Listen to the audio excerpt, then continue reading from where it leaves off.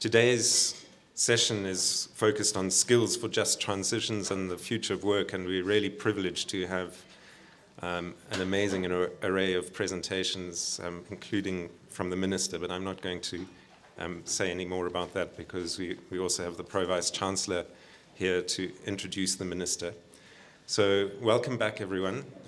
We've got a session now until 1 o'clock, so settle in and hopefully engage with the presentations, both from the Minister and from the panelists that come after that. But without further ado, I'd like to call on Imran Velodia, who's the Pro-Vice Chancellor for Climate, Sustainability and Inequality here at Wits University. Imran is a Professor of Economics here at Wits and is also Director of the Southern Center for Inequality Studies, which he established here, which is a multidisciplinary center doing international work around questions of inequality. His research interests obviously are around many of the themes that we've been engaging with, such as inequality, climate justice, competition policy, employment, the informal economy, and many other things. He's got an extensive list of publications and research in those fields, but he's also been engaged with policy processes, advising at the level of the Presidency, the Ministry of Finance, Ministry of Economic Development, and a number of other commissions nationally. So without further ado, can I introduce and ask Imran to welcome the Minister and say a few words of welcome to us. Great. Thank you so much, Volker, and thanks for those kind words. I want to start by kind of really kind of saying a huge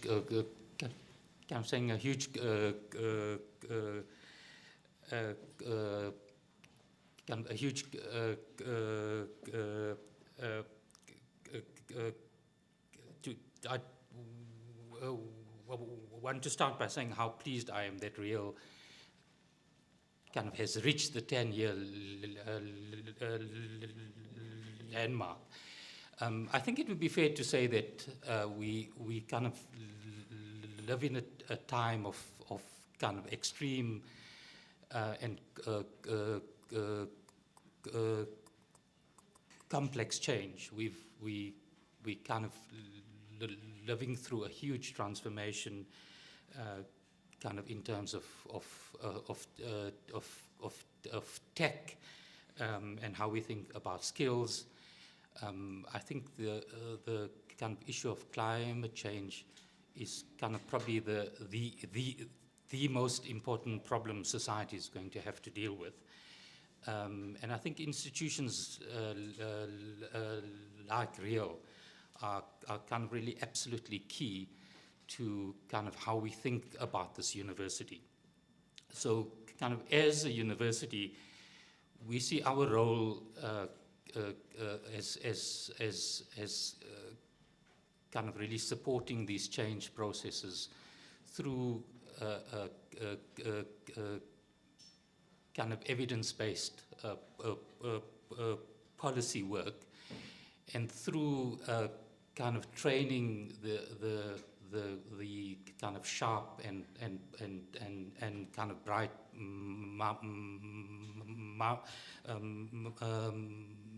minds that are going to help us through this transition. My sense is that in the last 10 years, REAL kind of has been a kind of absolute exemplar of kind of playing that role in the university. Not only has REAL done some kind of pretty amazing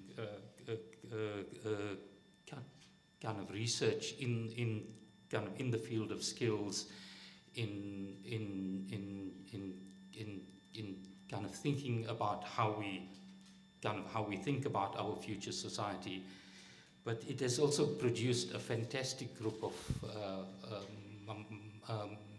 master's and PhD graduates that I think are kind of absolutely critical for kind of how society is going to manage this transition. So thank you so much to the Real team for the great work that you do at this university, and I look forward to being here for us just to kind of celebrate your 20th anniversary in a few years' time. I think more kind of broadly the kind of questions of employment, the kind of questions of skills, the kind of questions about how we think about the education system are kind of really, really important issues that the next 40 to 50 year transition that we're going to have to do on kind of issues of climate change, I think is going to fundamentally change the labor market. It's going to fundamentally change how we think about the world of work, and I think it's going to fundamentally change kind of how we think about skills. There's a kind of tendency in this area for policy makers to take quite short-term horizons in kind of how we think about kind of equipping ourselves for a world that I think is hugely uncertain. And I think the work that comes out of Rio, and I read Stephanie's piece last night, and if you've not seen her piece in the conversation, kind of I would suggest that you read it in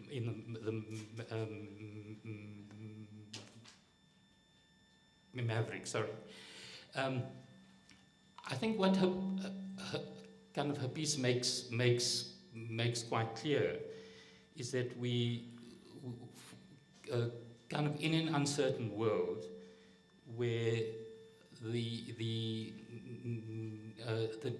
kind of nature of social transformation is going to be quite profound. The way that we think about education, and the way that we think about skills, kind of has to really shift from a short-term kind of view about equipping someone to do a job to kind of providing a set of skills which kind of allows us to deal with complexity and allows us to deal with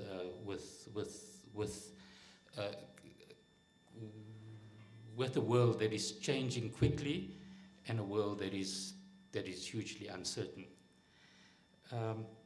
And I think with those short thoughts, let me move on to the main task that I have here, which is to introduce the minister.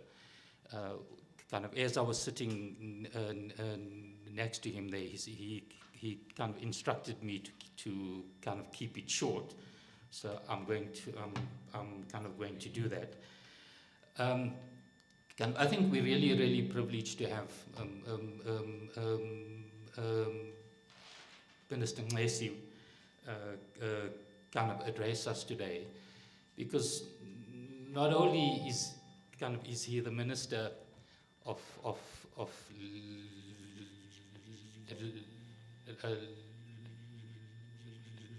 Labour and Employment, and in that way the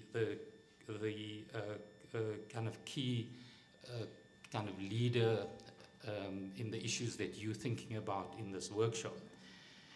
But he also has a fantastic track record, coming from his kind of early days in the trade union, movement, his kind of leadership of the teachers'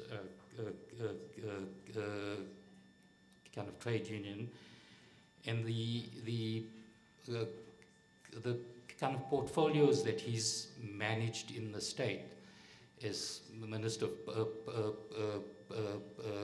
Public Works, kind of other important portfolios, I think really equips him to guide us in thinking about about all of these important issues. So with that, let me then pass on to the Minister for his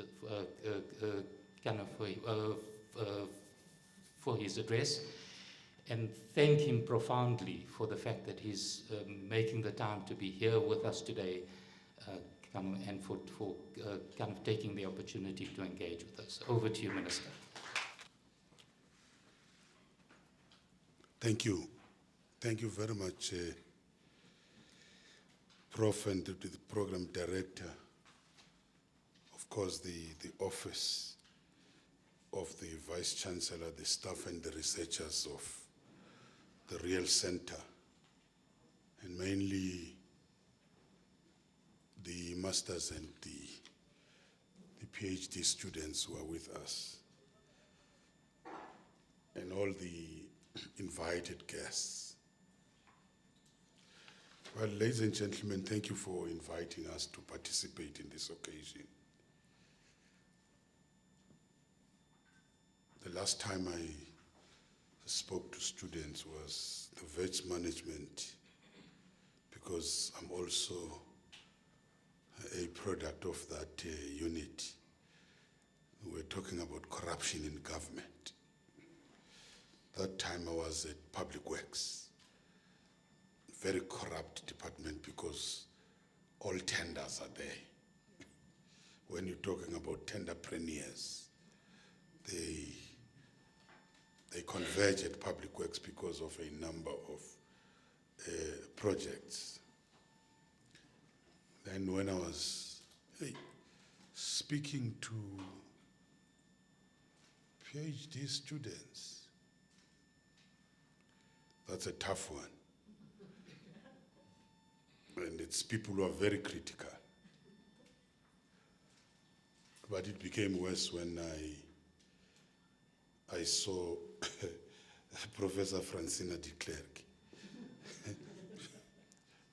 She used to remind me in the education department that Thulas can't write like an activist here. This is academic work. Don't write politics. She would write that. Well, I was a bit comfortable to see Professor Webster because we used to talk these issues. We will bring him out of the institution into the unions and have lots of debate. Well, Matsileng from the student union activism, you know. Thanks, colleagues. First, congratulations to the Center for Researching Education and Labor, not only for organizing this event, but also for the 10 years of solid research. And to quote from this program, you talk 10 years of researching educational preparation for work and skills and for an equitable, just, and sustainable future.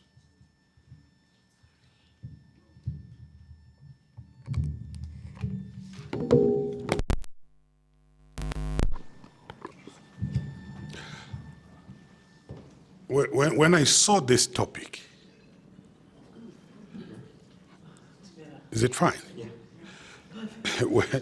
When I looked at this topic, it reminded me one of the electives at B.Ed level, which were offered by Professor Penny Enslin, the aims of education. And when I listen to the discourse, or I listen to the debate even outside, everybody talks about skills. It must not face this side, that one.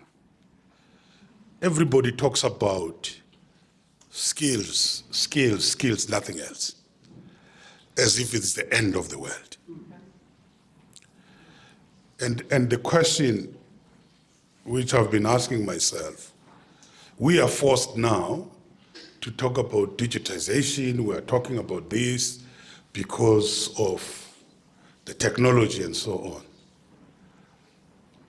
And this was the debate in the 80s and 90s. What happens after this period? So it keeps on changing.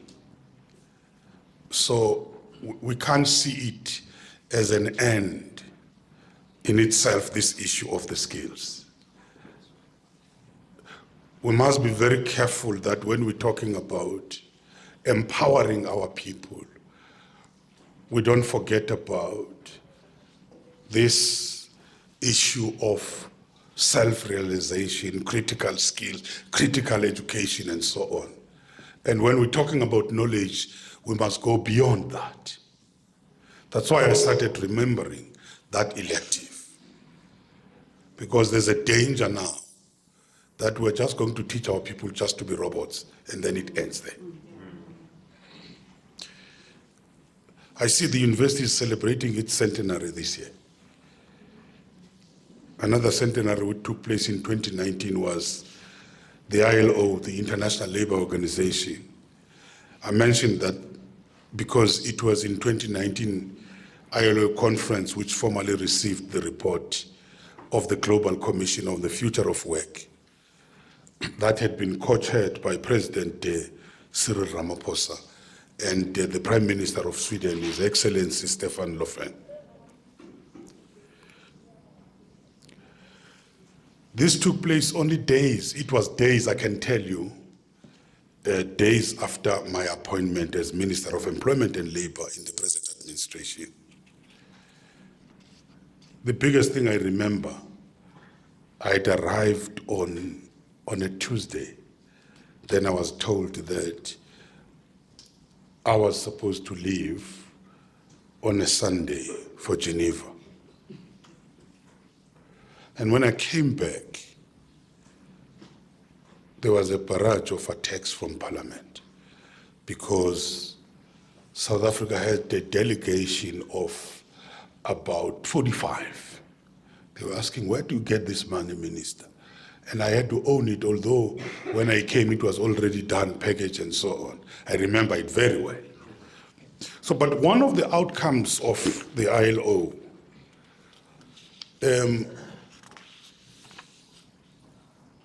that conference was the adoption of the joint declaration which was calling for a human-centered approach to guide the future of work, the fourth industrial revolution, and the artificial intelligence.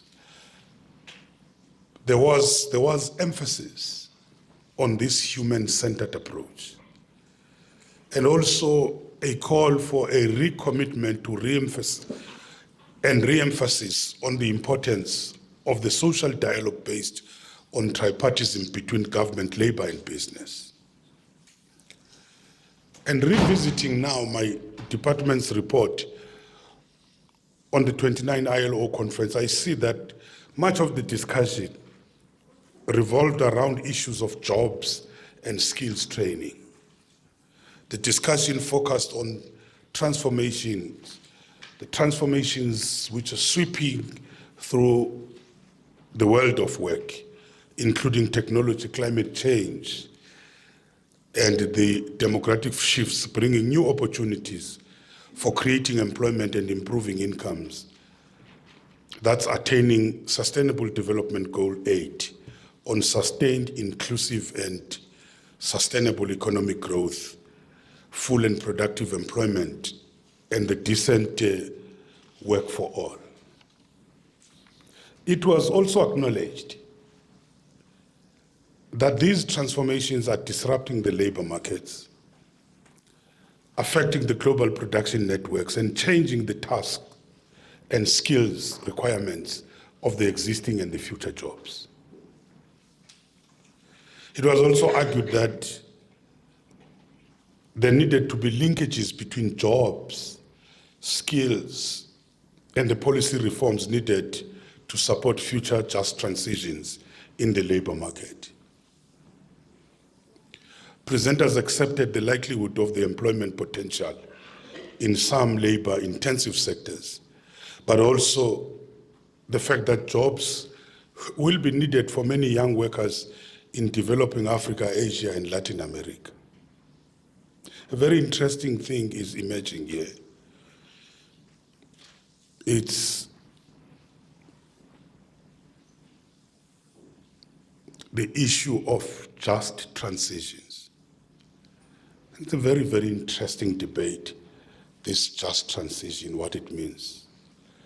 A big debate, and I think even in government, we're not more or less the same on this issue of as we are dealing with the climate change issues. Because the big debate is, yes, you need to move, introduce clean energy. But what's going to happen to those towns, those regions in Mpumalanga, which are relying on coal? Are they going to collapse? What will happen to the livelihood there? Of course, this is going to take time to come. It reminds me, one day I was traveling by train from Manchester to Blackpool with the former General Secretary of Education International. She was Canadian. And as we were chatting, she just became quiet. And I realized that she was crying. And then she said later on, once she had collected herself, if you see these closed mines, that's where my father lost a job. And one of the mistakes of the unions, that was during the Margaret Thatcher era, was when they said they wanted to take the government head on of Margaret Thatcher. They wanted to bring it down. You remember the British NUM strikes by Professor Eddie Webster. What happened to the British NUM at that particular time?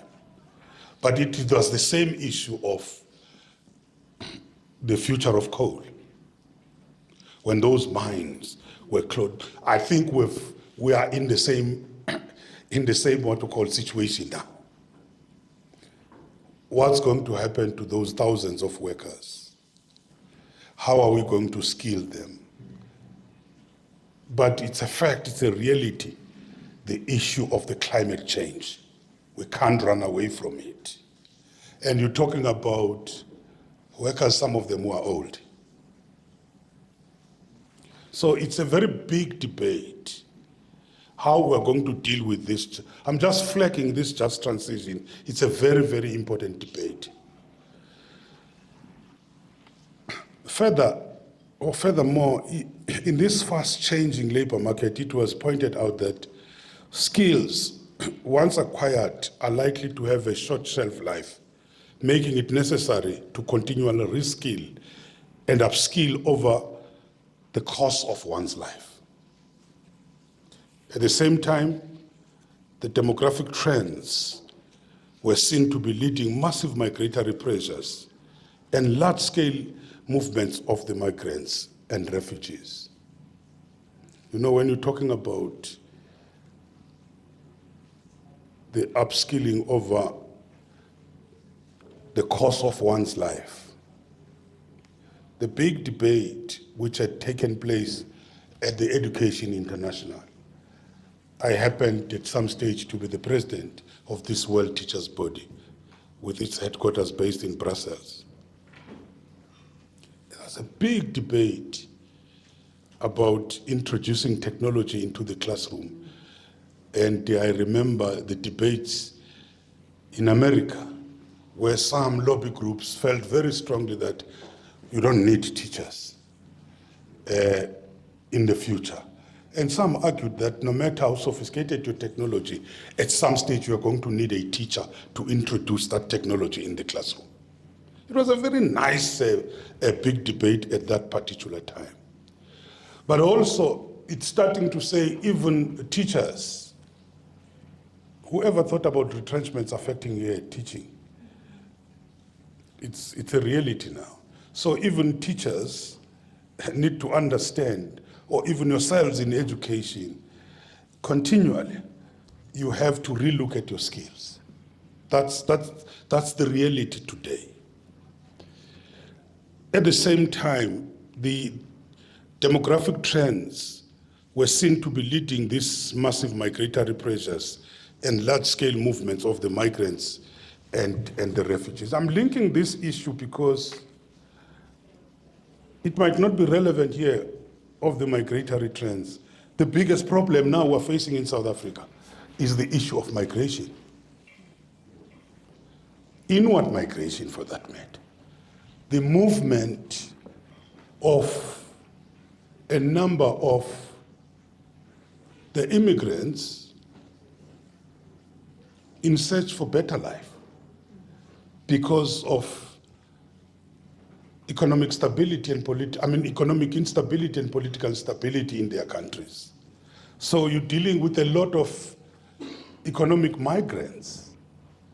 You're dealing with a lot of political migrants. The biggest debate which we are having today when we're dealing with this issue,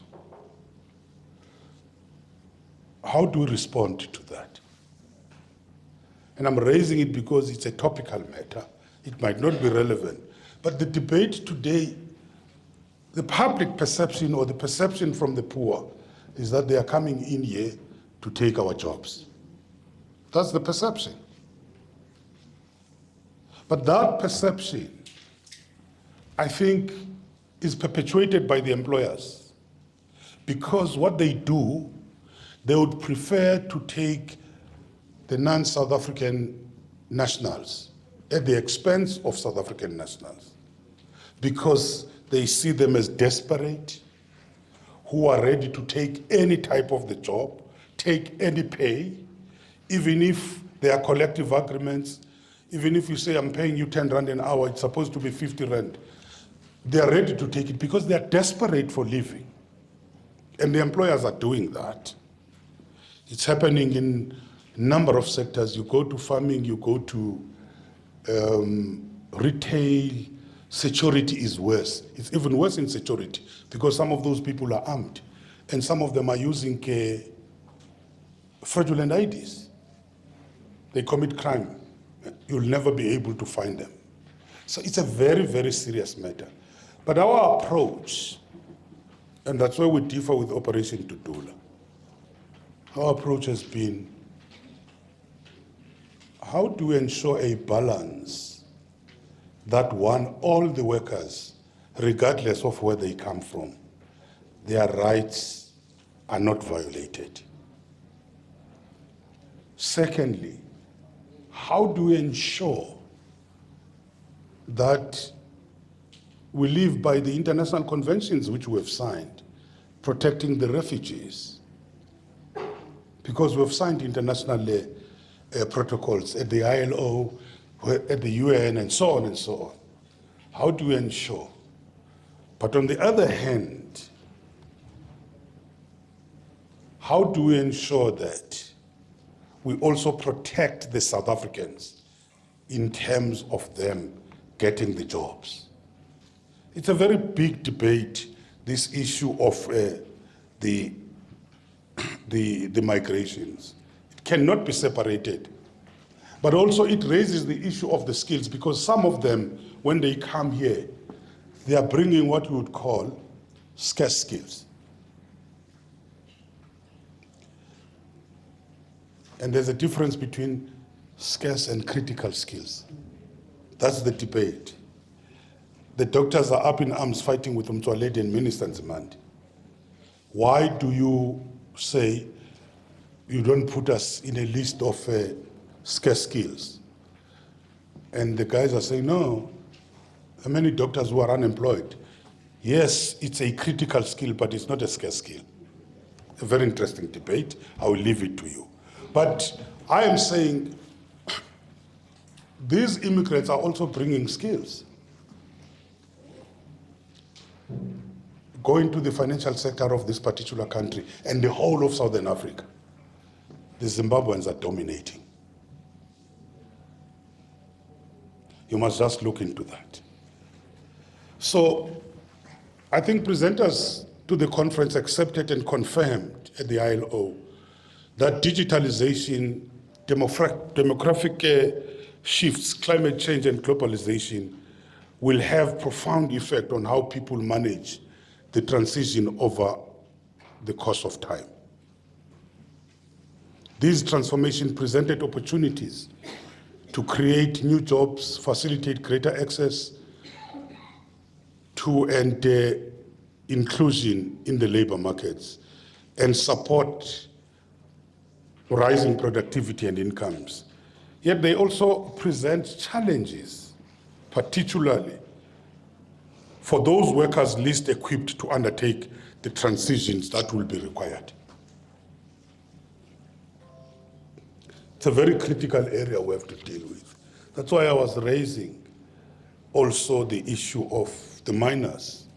It was also argued that decent job creation policies and strong and sustainable social protection systems will be essential to support the working people, including the young prime age and aging women and men through these multiple transitions.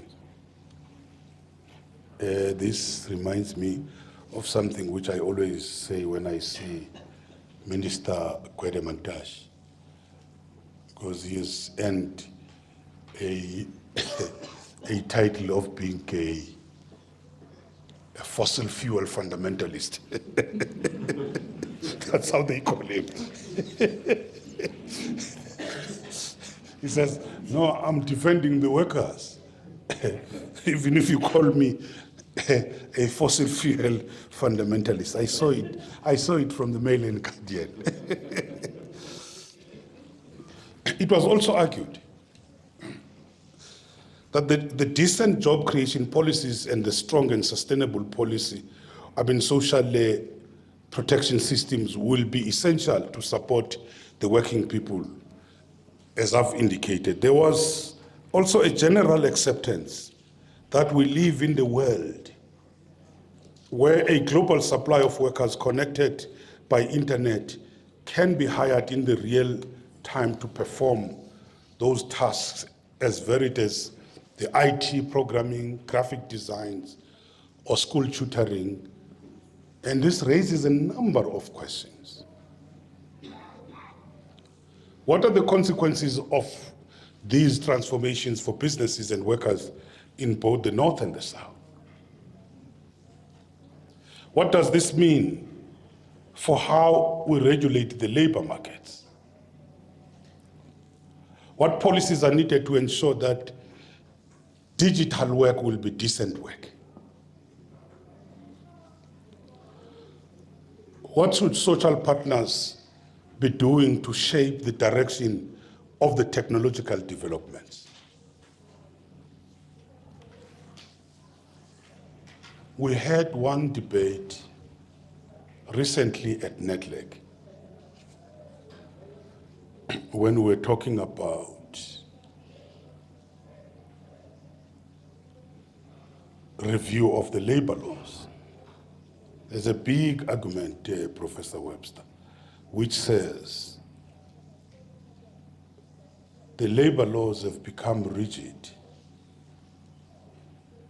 for the small businesses, and 80% of the jobs are created by the small businesses. But this debate is as old as when we started putting the LRA together in 1996. Those who were opposed, they were always saying this. But you also have the informal economy. How do you deal with the informal workers? Now this debate comes and say, no, small and large, what you call enterprises. And somebody says, but these who are using the digital, and you can have employers here, few of them who have never seen their boss who's somewhere in another country. And there are very few. But if you look at and there are very few, the turnover of that particular company runs into billions. Are you going to call them small enterprises or what? And some of them, they've introduced a system now. And that's what we debated at the ILO recently. That some of them, they are not even given the time to when to start work and end work. They're just given tasks, which they can do those tasks at their own time, at their own leisure. It can take them few hours, or they can do them during the night. You know, some of the people enjoy working during the night, but it's just a particular task which is given. How are you going to deal with those people? It's no more hours now, which are being counted. These are the realities which are facing us.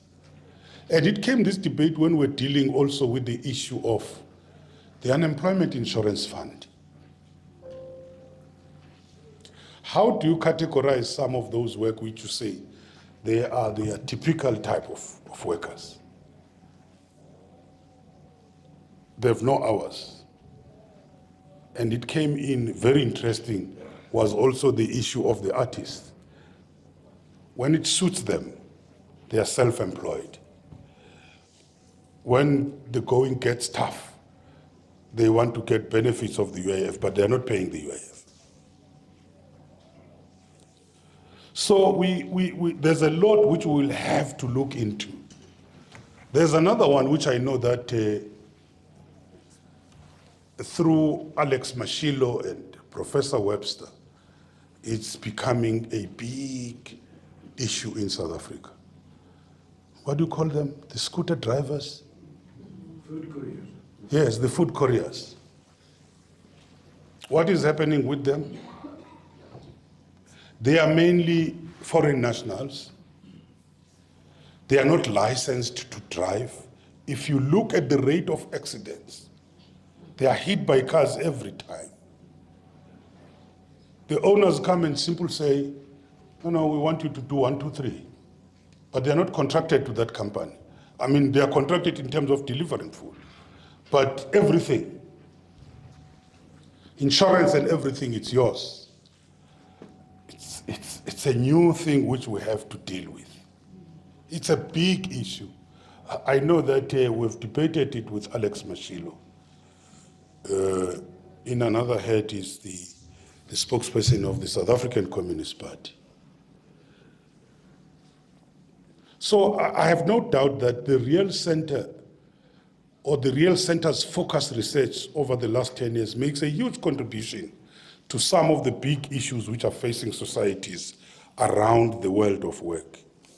The issues of sustainability, the issues of just transitions from the old to the new, the technological changes, and the reorganization of work. And clearly, a detailed understanding of the labor markets and the trends is key to this. The ILO and locally NEDLEC, this is the National Economic Development and Labor Council, are seized exactly with these issues. As you could see that I was making those examples. And I think we would have to say that recent events, particularly COVID-19 pandemic, have speeded up these trends and point to the need for research which is focused on solutions. Most obviously, we now have widespread work from this home phenomenon. We still await findings on the long-term effects of this, although I know that it has led to major reprioritization of government and the private sector budgets. Because I'm coming from the old school of thought, I always ask when people saying they are working from home, I say, But you can't deliver whilst you are working from the office. What are you going to deliver when you're working from home?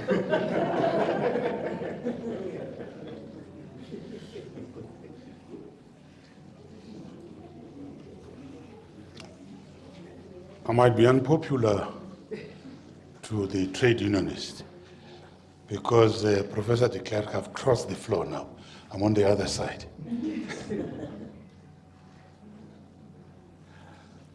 I'm of the view that there's a lot of laxity in the government in terms of performance. We have just huge bureaucracy. People at the high levels are getting lots and lots of money. Starting from directors, not less than $1 million. But look at what they are producing. People cannot, some of them cannot even conceptualize papers. They have to rely on consultants. You find a chain of chief directors of DDGs as to what they are doing, but also basic things. Sorry. I was saying Kalugulo like a trade unionist, you see. Basic things like when people come at work, when they knock off, whether they are up to task. They can't be respected in the public service. Habitual leaves on Mondays.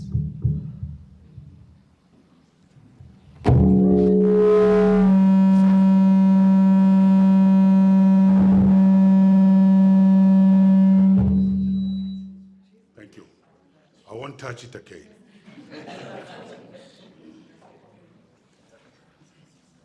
But here are some of these are the issues we should have dealt with long ago. But here are the issues we must ask. I look at the queues in the UIF offices, compensation fund, you look at Home Affairs. For you to be serviced there at Home Affairs, it means you was there at 5 o'clock to be amongst the first in the queue. And you'll get the service at about 1 o'clock. If you're coming behind, you are going to be told at 3 o'clock people are just closing. You see them chatting. There's no sense of responsibility. But you ask a question, why is the government not digitizing these things, these services? Where would we be if we're able to do that? The worst system of government when it comes to technology, it's what they call the SITA, S-I-T-A, is the worst thing. All departments are frustrated, as those who have worked in government. Why? If you have to get a service provider, you can pay 10,000 or you can pay R1 million. For the SITA, for the same service, which is the government one, you are a government department, you can pay 10 times more. This is technology. Let me raise something related. It's not here, but it's related, it comes back. The bureaucracy is a closed system. Huh? Very closed system. You can have somebody with an IT skill from outside. That person won't qualify to be a director nor a chief director because that person must have 8 years experience. 8 years experience of what? In government. But that person has been doing that in the private sector. That's how stupid the public system is. So there is no innovation from outside. The bureaucrats are just circulating themselves inside. Unless we become creative and open it up, because those skills are not there with the old public servants. The new skills which we might need are outside. So the transformation means if you want to bring the young ones who are qualified, you might not go, you don't have to rely on the so-called minimum of 5 years as this, of 7, of 8 years as this. No, it's not going to help you. There are many people, some of us have wanted to recruit from outside, but they cannot be recruited because they do not have the so-called, we need to do away with some of those requirements if we are serious. I'm talking many things, I'm not focusing on one thing. But it's all the skills the young ones are having.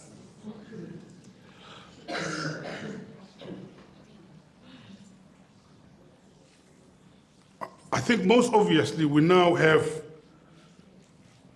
this home phenomenon. We must look at this home phenomenon very well. How we're going to handle it. And closer to home, the pandemic found South Africa's limited system of this social protection inadequate. And we did mobilize funding through the UIF for COVID-19 TERS, which was Temporary Employer Relief Scheme. That's why we called it TERS. That program which supported millions of workers and their families. But this applies only, as I've hinted earlier, to employees as classically defined. Left outside is the net where informal sector and precarious workers in the gig economy, which would be defined as self-employed. The same goes for the compensation fund. The social partners in NETLEC are trying to address this omission.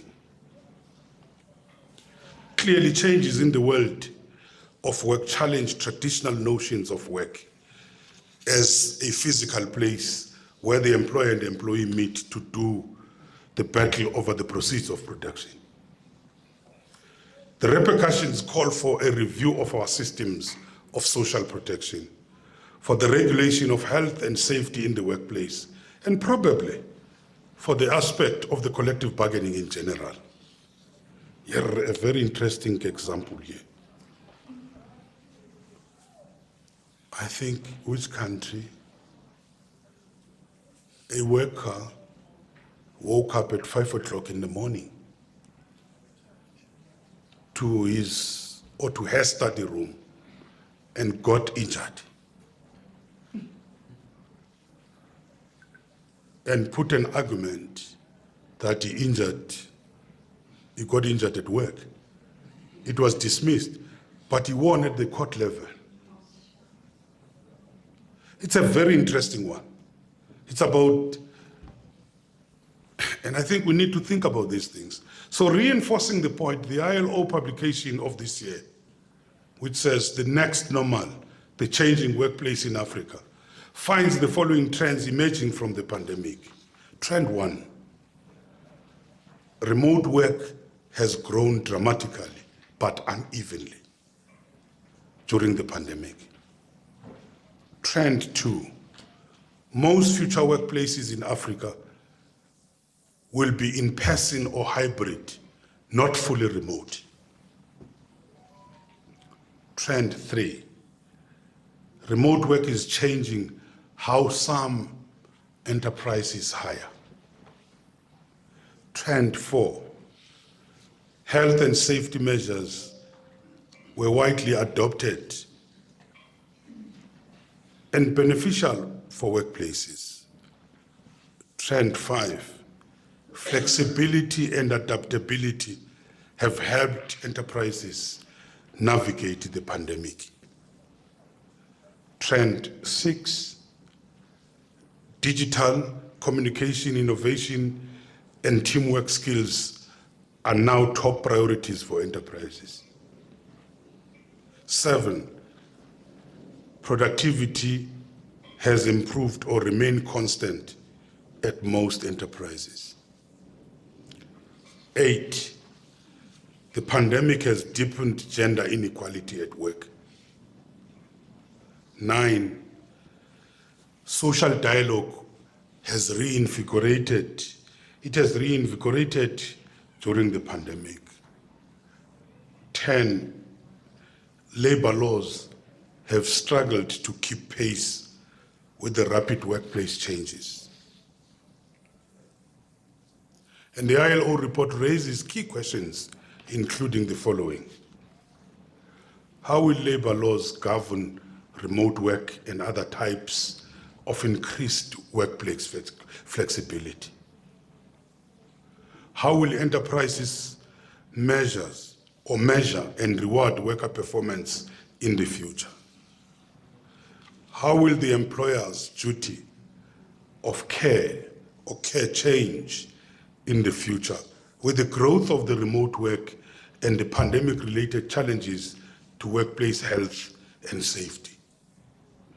And you can see that the concern is about the pandemic, but it's clear that we are living in the era of pandemics now.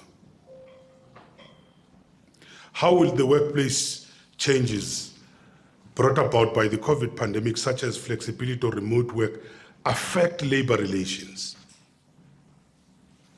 How can skills training be delivered more broadly and efficiently, equipping a wide range of people with the diverse skill sets that enterprises need? How can women, minorities, persons with disabilities, and other diverse groups fully benefit from the changes to the nature of work in Africa? And how will the globalization of labor markets affect the competitiveness of the enterprises in Africa? How can changes to workplaces bring broad-based benefits instead of helping only a small share of workers, creating maybe what we call digital allies?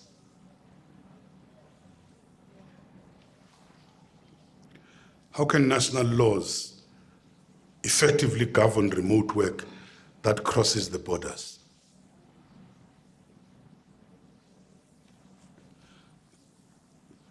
On skills training, I see from the program that the REALS research has been broadly on the relationship between education and work, by extension between the skills training and the world of work. It would be interesting to research the history of public policy in this area. And please let me know if you have already done that. In many ways, as originally conceived by the SETAs, the sector training authorities, they were an attempt to do that. Originally falling under the Department of Labor, one of the roles of the SETAs was exactly to perform the kind of the skills planning you were discussing, I think, in session 2, to research and monitor the labor market and in their particular sector, and to allocate the resources for training accordingly. As you know, it didn't work out, and the SETAs were reassigned to the Department of Higher Education. Still a ding-dong. It's a fight. Hey, this is mine, this is mine. I've also joined the fight now. Hey, this must come to me, this big budget. I should add that in the discussion, the Minister of Higher Education, or with the Minister of Education, we agreed that our two departments should cooperate around the issues of the skills training, which obviously have a bearing on the issues of employment and unemployment. It's not a question of where they are located, it's what they are doing. And is there any coordination and integration? To me, that's what is critical. We have said that the critical thing is to achieve that alignment between the two departments of these issues. And it shouldn't matter where the SETAs sit, but how they perform. But I should acknowledge that when I arrived at the Department of Employment and Labor, that the department was facilitating the funding and funding training, which was only minimally informed by the labor market research and skills planning. In some ways, we had a bizarre supply-led training model with training institutions largely setting the agenda for skills training. I've had a big fight with the Minister of Finance on this issue. I've been arguing for the demand-led, he's arguing for the supply-led skills. The very real downside of this was that when unemployed people received training which was not aligned to the needs of the labor market, they simply remain unemployed.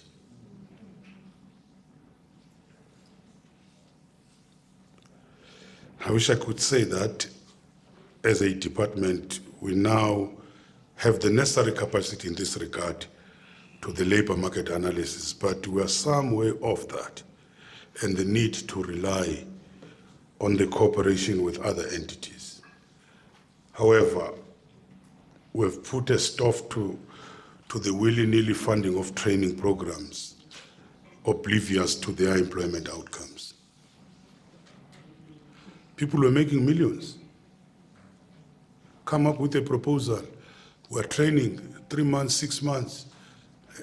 After that, those kids are unemployed. People are gone with the millions. There's no relevance in that.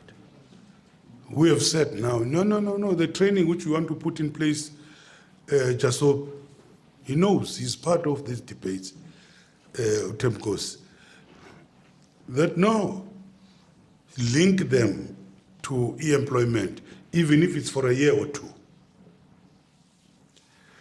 So through this UIF Labor Activation Program, LAP, the department contributes to the training of the unemployed as part of the government initiative to stimulate the creation of jobs in the labor market.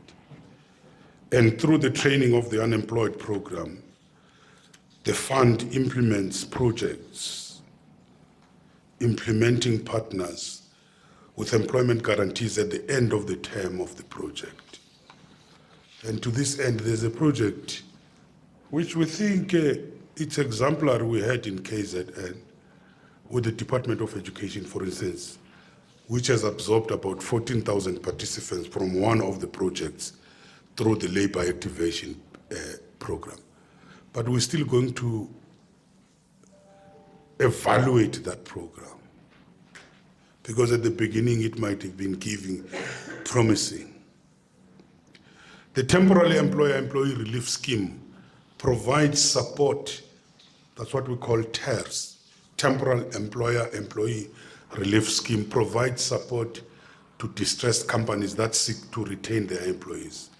And under this scheme, the UIF funds 75% of the employee basic salary up to the maximum of 17,000 per month for a maximum period of 12 months.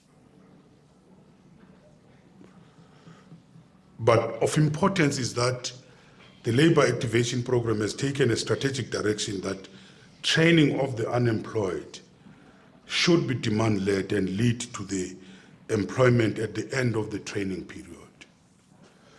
And when we deal with this issue of helping them for a period of 12 months, we want them to be transparent and open their books. We analyze them together through INETLEC. Some of them do not apply for this funding because they do not want to open up. They know that they are going to get exposed. It's the condition for us giving them this. So we're very clear that the employers and the partners who participate in the program of training commit to ensuring that the trainees will be absorbed. In the medium-term expenditure framework period, the lab have planned for 75,000 participants in the program that enhance the employability. So despite the cost of the COVID-19 TERS benefits in the last 2 years, UIF have set up aside a budget of 2.4 billion for the labor activation programs, whose objective was to assist the unemployed workers re-entering the labor market and participating meaningfully in the economic activities by establishing and funding small enterprises in the hospitality, in tourism, in agriculture and ICT economic sectors. But it's not about training them to be employed sometimes. It's training them to employ themselves, enterprises, small businesses. You will understand what has happened here. With the focus on jobs, the department has homed in on training for guaranteed jobs, effectively substituting this for in-depth labor market analysis. Now, this is all very well for boosting the job numbers in the short term, but clearly does not begin to come to terms with the broader future or the broader future trends in the demand for particular skills. And further challenge with the approach for training is that certain of the required skills will have the longer lead times in the training thereof. And that is probably where the real center can advise us on the possible ways. Maybe those are the questions which these PhD intellectuals should start investigating and give us answers. So their research must help us. It must not be just high-flowing. Let me wish you well for the remainder of your deliberation and trust that your next 10 years will continue to be productive as you seek to cast further light onto the complex relationship between education and labor and between the labor market and the changing world of work. I'll try and take questions from these intellectuals, but I'm not sure if I'll manage.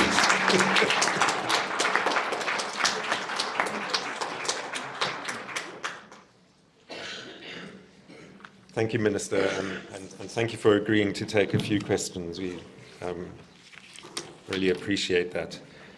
The Minister's mapped out a really wide range of challenges and issues that we need to grapple with within the skills system at a policy level.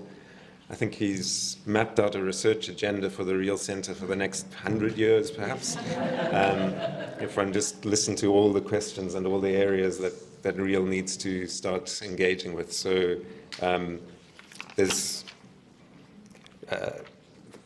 issues around the transformation of work, challenges around technology, migration, climate breakdown, the nature of work itself, and how it's changing, the remote question, the issue of time, really interesting, time and space, and critically across all of that, the question of decent work and how work can remain something that is fundamental to being human rather than a sort of technological or a functional issue. So with that, can I open the floor to a couple of questions? We've got a few minutes for that. Maybe if we can take 2 or 3 questions and then ask the Minister to come back and respond to those. Thank you, Minister, for that wonderful speech. I think we should invite you back as a visiting professor.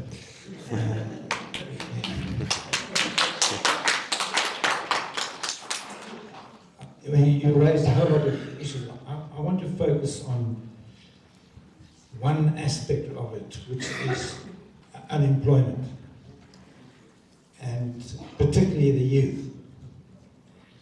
And I want to present a provocation. Maybe by foregrounding skills rather than jobs, we're putting the cart before the horse. And when we have catastrophic unemployment, particularly of youth, and they leave school and they don't have anything productive to do, So my proposal would be a public employment scheme whereby all young people who are not able to find employment or get into tertiary education or so on would have the right to a job. They would have a right to a job. And that job would be funded by the state. And that you don't need any skills, for example, to fill the potholes around us. You don't need skills for a whole range of tasks. You just do the job. The reason why I argue that is because if you leave school and you don't work for many years, you'll find it very difficult. So the idea would be give people work experience, give structure, discipline. And it could be 3 days work and 2 days study, but they would oblige them to also develop the skills. I don't want to be misunderstood here. I'm not presenting work as an alternative to skill. I'm just saying that maybe for certain sectors one has to, and it's not, I mean, I think some of your thinking, or the government thinking, is in that direction of political, but I think it's got to be done on a massive scale, in a way like Roosevelt did in the 1930s, the US, where they really got themselves out of their crisis of unemployment through massive public employment scheme. Just a suggestion. So. Thank you, Eddie. My name is Dolika. I'm from here, Driel. We have been talking about a number of debates and a number of issues. I want to add another debate that there are two strong views around the question of unemployment. The first view argues that the unemployment is a consequence of skills problem. So young people are unemployed because they don't have necessary skills that the labor market needs. And the second view argues that the unemployment is a function of our economy, which is not growing. I just want to understand from you, of the two arguments, which one would you say makes sense to you, and what is the response of government to either, especially on the lack of growth of our economy? You also made a point about your argument that we need a demand-led training or skills. To do what? Because even the employment as we know it is no longer sustainable. You may train people, young people, through the lab program that you're talking about and have companies absorbing them, but not permanently. Even the absorption rate is not high. As in when they are absorbed, the jobs are not sustainable. To what end are we then going to skill these young people if the jobs are not sustainable? Thank you so much. Thank you. Is there one more question? My question to the Minister, thanks Minister for your presentation, but my question is based on the issue of immigrants. I understand that you're saying there are policies that as the country we signed that we're going to protect the immigrants, but aren't we doing that on the expense of South Africans? You raised the issue of the immigrants bringing the skills in South Africa.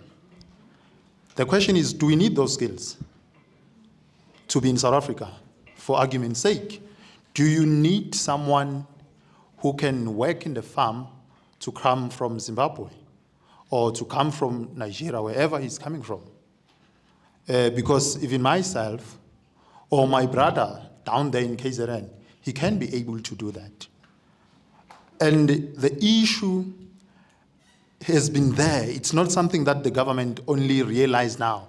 The reason why government seems to be more active when it comes to these issues is because now they realize that people now are acting towards this, because the issue has been there. It's not something that only started maybe 3 years ago or 5 years ago. The issue of the immigrants,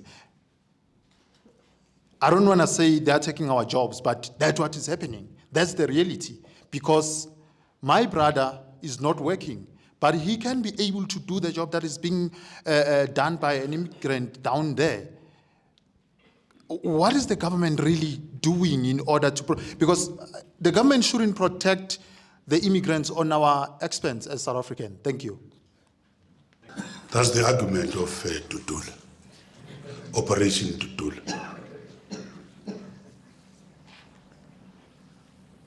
Do we need those skills in the farms, the low-level skills? Partly you are correct. Partly you are correct. It can't be that low-level skills we allow the employers to displace the South Africans.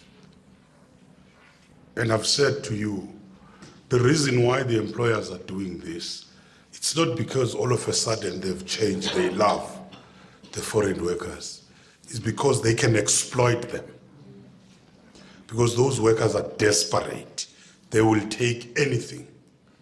In fact, those employers distort the labor market. They do not pay what has been agreed and do all sorts of things. They do not stick to the basic conditions of employment. Those workers get injured, will never be covered. So it's exploitation. But what we are saying, whether they are foreign or not, they have human rights. They have the rights. It can't be because they are foreign, then they do not have the rights. And what we are also saying is that, unfortunately, case law is against us. South Africa belongs to all who lives in it. Once they are inside this country, they get all the protections according to the law. There are judgments at the Constitutional Court against Home Affairs trying to deploy, to deport the people. Once they are inside this country, that's our own constitution. Not to the citizens of South Africa, to all those who live in it. They've quoted those judgments many a times.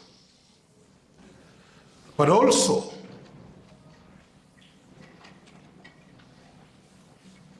in terms of the conventions we've signed, refugees have the right to work.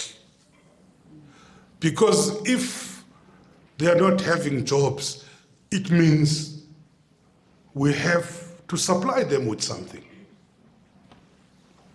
In fact, South Africa has taken a very progressive position of allowing them to be integrated into the communities. Other countries do not allow that. There's a very interesting article which was written by a South African lady who's based in Manchester. She's a journalist, about this question, feeling what she called her fellow citizens are doing to the nationals of the other countries. She was arguing, condemning the South Africans.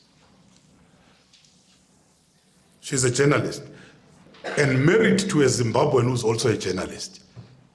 And this journalist responded, the husband, and say, hey, you don't know. In fact, we must thank South Africa what it does to the immigrants, the way they are being treated, even in Zimbabwe. After so many years, they are still in camps. That's what, but also what we need to accept, the issue of immigration, it's an international phenomenon. It's not a South African issue. You see those people who are drowning in the Mediterranean Sea, trying to look for better life in Europe.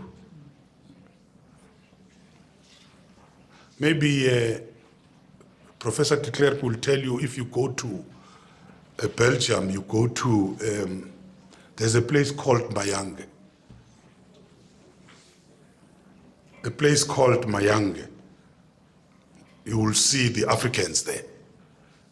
They've taken over in that particular. So it's an international phenomenon. There are no easy answers, of course. But the major problem in South Africa, it's porous borders. We're not controlling our borders. We don't know who is inside, who has come inside, who's going out. That's our major problem.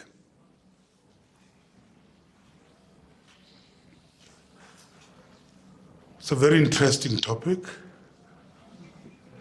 which I would also want, if I decide to come back as a student, to look at the migration policies of 3 or 4 countries in the region.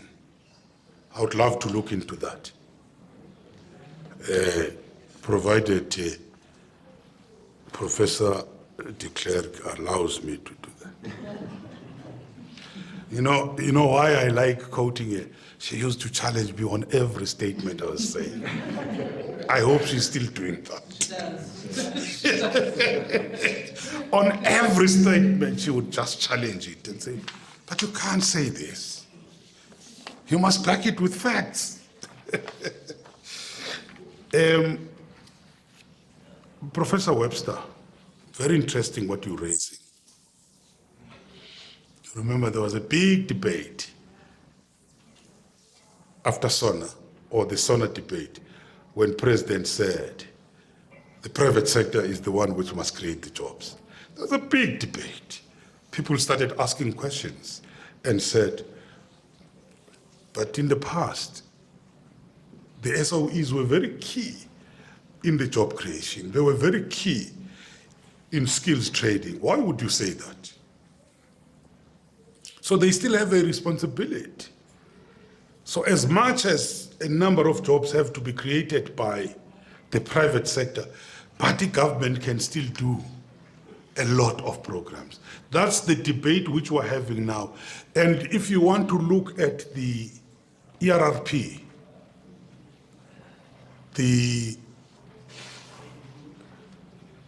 Economic Reconstruction and Recovery Plan, if you look at the ERRP, some of the elements which we are talking about, Prof, are there. For instance, we argued about this issue of the teacher assistants in the schools. And we created close to 800,000 jobs, teacher assistants. And it became very clear, once they tasted them, it became very clear that teacher assistants are needed in schools. You can extend this. Now we're talking about how do you extend this into the hospitals, how do you extend this to the police and so on. So there's a lot which we can do in terms of the public employment. The environment, Minister Nxesi, we're talking about some of those issues. Look at South Africa. Look at our townships. Look at our cities. Very filthy. Who's going to do that? Can't we have teams whom we can employ to be able to help in that? So there are many of the public employment programs we can talk about. One of the things which I was still at Public Works, unfortunately, you don't deploy yourself in government whilst you're still enjoying a particular portfolio. We're talking about the roads in the rural areas. You go to Ethiopia, it is about how they deal with the roads. It's paving. By hands, they train the people to pave their roads instead of these many tenders. And you create lots of jobs in the rural areas. Look at the state of the roads in South Africa, of the rural areas. If you are to introduce the paving, how many millions can you employ? And they also maintain those roads. The paving is even cheaper than the tar, which we're using. I'm told and the president normally calls this a 10 kilometer, I mean a kilometer of roads, people start talking about 10 million. Then if you're to train people in paving their own roads, how much can you be able to create and maintain them? Already Minister Mtswaledi is talking about the digitizing the whole system of Home Affairs. He's employing the young people now, 10,000 of them. So if we're to be creative, Prof, forget about tendering everything in the state. We can be able to create a number of jobs. But the other side of it, a number of foreign nationals, when they come to South Africa, at low levels, they see gold in South Africa. Bayapanda, self-employment and so on. But South Africans do not see those opportunities. They do not see themselves as doing what we call the low jobs. Why?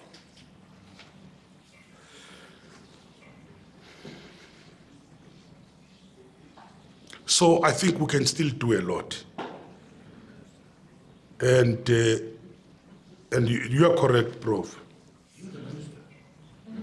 Yes. Yes, I am. That's why in the ERRP we're having these issues. But the implementation, that's part of the problem of South Africa. We can come with very good policies. When it comes to implementation, everyone goes that direction.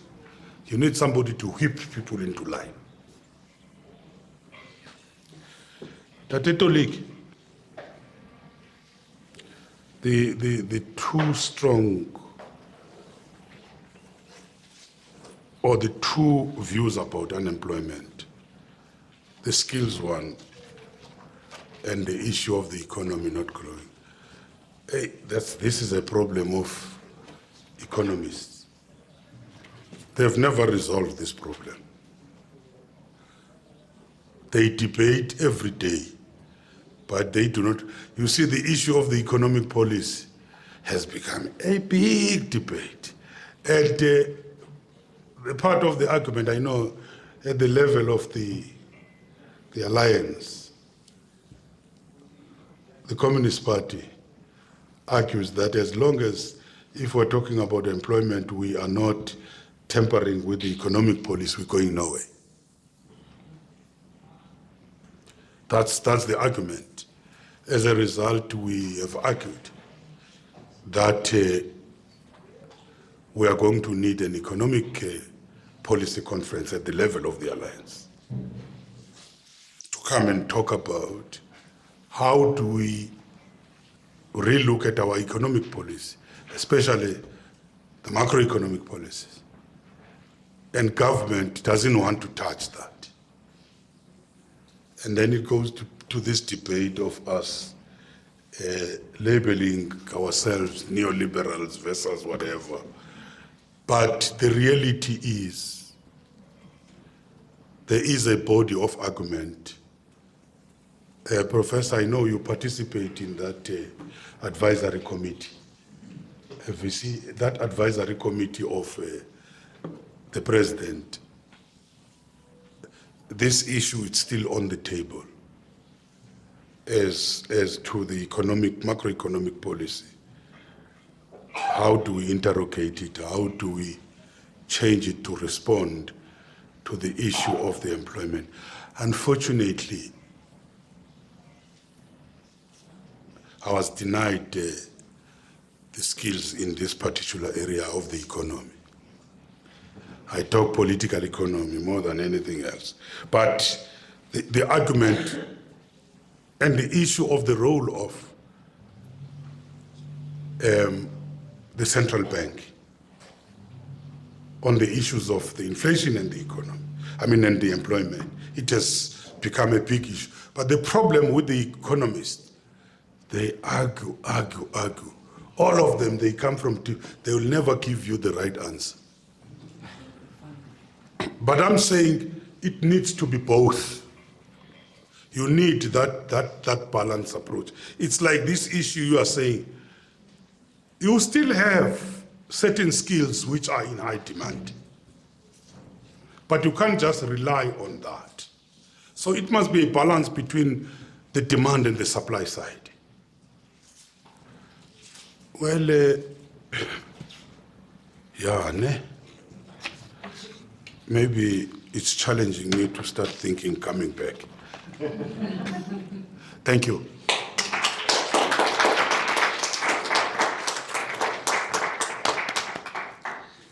Thank you again, Minister, for taking the time to respond to those very challenging questions.